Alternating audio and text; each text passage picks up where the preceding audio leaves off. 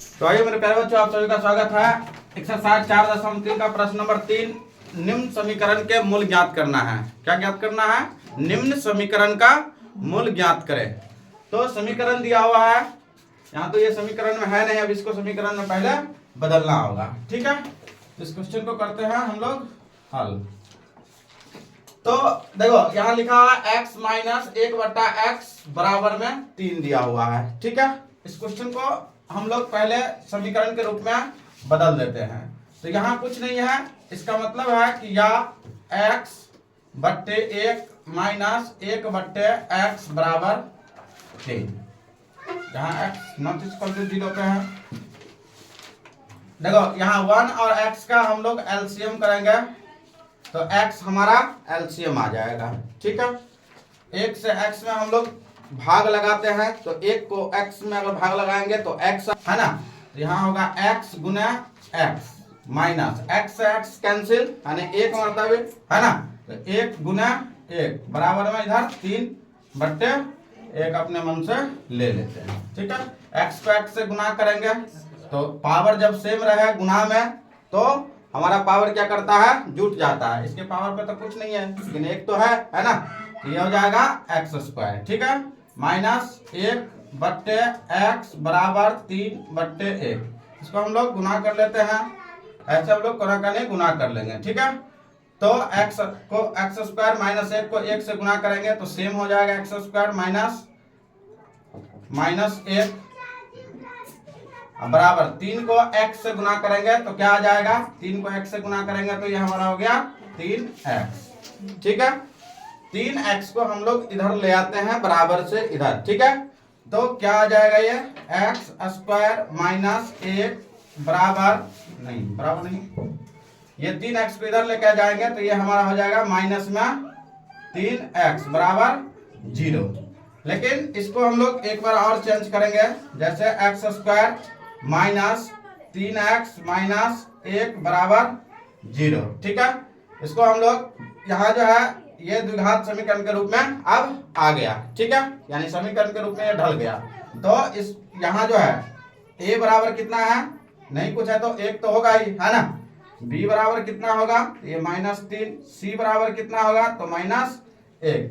हमें इसमें d निकालना होगा, तो d बराबर 1 और x बराबर 1, तो d बराबर क्या हो जाएगा, b² माइनस 4ac। ठीक है, तो b² यानी b का वैल्यू कितना है, तो देख लेते हैं हम लोग। b का वैल्यू कितना है, माइनस में 3 दिया हुआ है, तो -3 का होल स्क्वायर माइनस 4 गुने a का वैल्यू कितना है, तो 1 है, गुने c का वैल्यू कितना है, तो माइनस में 1 है। ठीक है, 3 का स्क्वायर अगर हम लोग करेंगे तो 3 तिया 9, लेकिन ये माइनस है, क्या हो गया, प्लस, है ना। -3 गुने -3, तो माइनस को माइनस से गुना करते हैं क्या होता है, प्लस 3 तिया 9, तो यहाँ हो गया ये 9।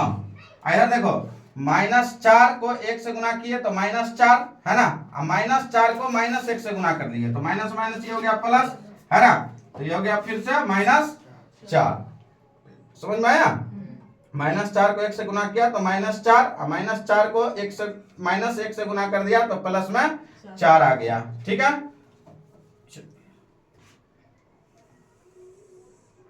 9 और 4 15, तो इसीलिए d बराबर कितना आ गया, 9 और 4 13, सॉरी 9 और 4 13। ठीक है,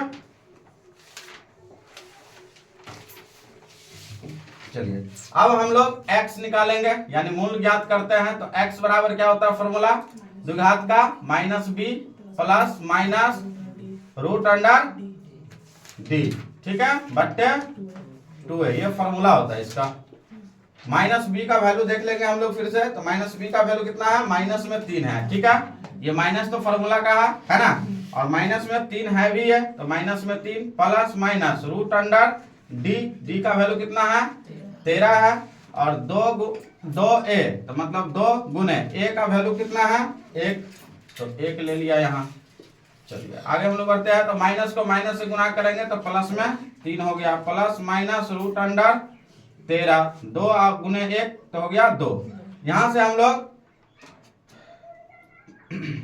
मूल ज्ञात करेंगे, जैसे कि मतलब प्लस लेने पर तो हमारा जो x का वैल्यू आएगा, तो हम लोग यहाँ पर बोल सकते हैं पॉजिटिव साइन, है ना, पॉजिटिव साइन लेने पर, पॉजिटिव साइन लेंगे तो क्या आएगा यहाँ x बराबर 3 प्लस रूट 13/2 आएगा। ठीक है, और अगला जो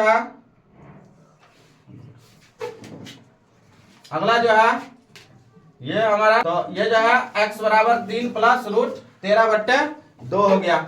आगे हम लोग लिखेंगे माइनस, यानी निगेटिव साइन लेने पर। ठीक है, निगेटिव साइन लेने पर, तो निगेटिव साइन लेंगे तो क्या आएगा x का वैल्यू, फिर से 3 माइनस हो जाएगा अब यहाँ पे, है ना, निगेटिव साइन लेंगे तो माइनस, यानी एक बार प्लस में, है ना, यहाँ दिया एक बार प्लस में और एक बार माइनस में, तो इस बार हम लोग निगेटिव साइन से लिए हैं, तो निगेटिव मतलब माइनस, है ना, ऋणात्मक जिसको आप लोग बोलते हैं, है ना, तो 3 माइनस और 13 है रूट अंडर में, तो रूट अंडर 13 कितना हो गया 2, तो इसका जो मूल है, अतः